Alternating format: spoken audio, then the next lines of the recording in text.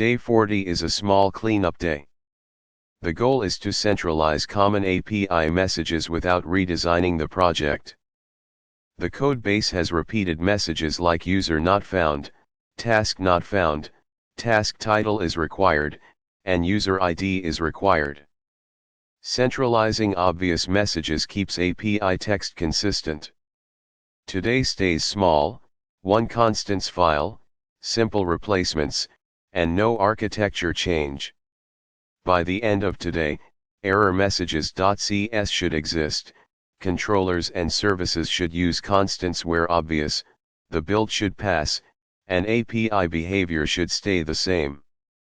Create job tracker application common error messages. It should be a static class with constant strings for obvious repeated API messages.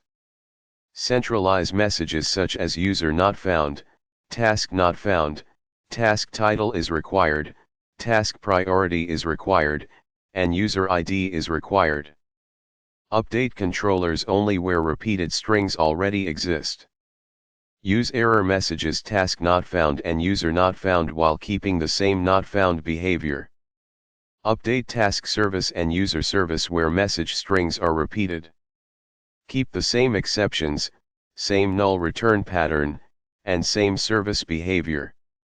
Run .NET build, then test missing task, missing user, and creating a task with a missing user. The response messages should stay the same. Stop after centralizing obvious messages.